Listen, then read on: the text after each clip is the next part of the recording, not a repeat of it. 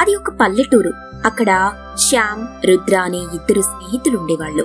ఒకరోజు శ్యామ్, రే రుద్ర, ఎల్లుండే వినాయక చవితి కదా, మరి ఈసారి ఏం చేద్దాం?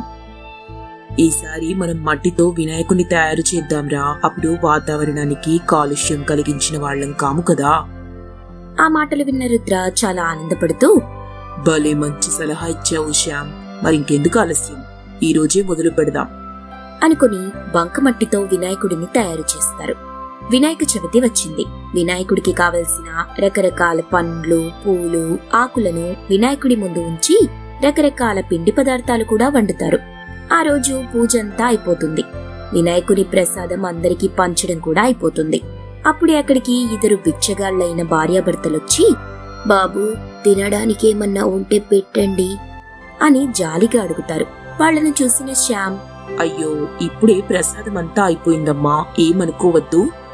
అనుకోవడానికి ఏముందిలే బాబు, ఆ దేవుడికి కూడా మాపై జాలి లేదు అనుకుంటూ ఎంతో బాధతో అక్కడి నుండి వెళ్లిపోతుండగా ఇంతలో శ్యామ్, ఒక్క నిమిషం ఆగండి అంటూ అక్కడ ఉన్న పండ్లను వాళ్లకిస్తాడు. వాళ్లు వాటిని తీసుకుని వెళ్లిపోతారు. దాన్ని చూసిన రుద్ర, స్వామి ముందు పెట్టిన పండ్లని 9 రోజులు తీయకూడదు కదా, ఎందుకు వాళ్ళకిచ్చావు? పిచ్చి రుద్ర, దేవుడు మనకు ఏం చెప్పాడు? పేదవాళ్ల ఆకలి తీరిస్తే నా ఆకలి తీరినట్టే అని చెప్పాడు కదా, అందుకే వాళ్ల ఆకలి తీర్చాను. ఇది సరైనదే కదా, దేవుడు మనపై కోపం చూపించడులే అని అంటాడు. సరే శ్యామ్, ఖాళీ పాత్రని ఇంటికి తీసుకెళ్దాం పదా అని అనుకుంటూ ఉండగా అందులో ప్రసాదం కనిపిస్తుంది. దాన్ని చూసిన వాళ్ళిద్దరూ ఆశ్చర్యపోతూ, ప్రసాదం ఎక్కడి నుండొచ్చిందిరా? ఇప్పుడే కదా అంతా అయిపోయింది. ఇదంతా వినాయకుని కృప అనుకుంటా అని దేవుణ్ణి ప్రార్థిస్తూ ఉండగా వినాయకుడు ప్రత్యక్షమవుతాడు. వినాయకుణ్ణి చూసిన వాళ్ళిద్దరూ ఆశ్చర్యంతో నమస్కరిస్తారు. అప్పుడు వినాయకుడు, దీర్ఘాయుష్మాన్ భవ, మీరు ఎన్నో మంచి పనులు చేస్తున్న సంగతి నాకు తెలుసు.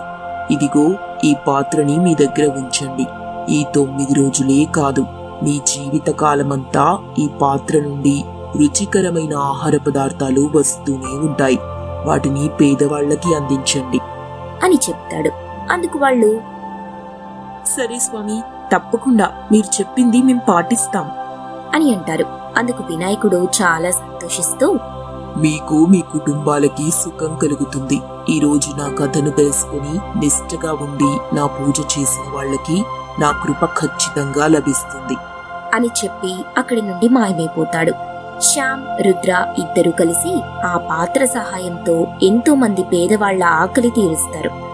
అలాగే నవరాత్రి ఉత్సవాలని బాగా జరుపుతారు. శ్యామ్, రుద్రలకు వినాయకుడు చెప్పినట్టుగానే మనం కూడా చవితి రోజు వినాయకుని కథని తెలుసుకుని నిష్ఠగా ఆయనను ప్రార్థించి ఆయన కృపని పొందుతాం. జై గణేశ, జై జై గణేశ.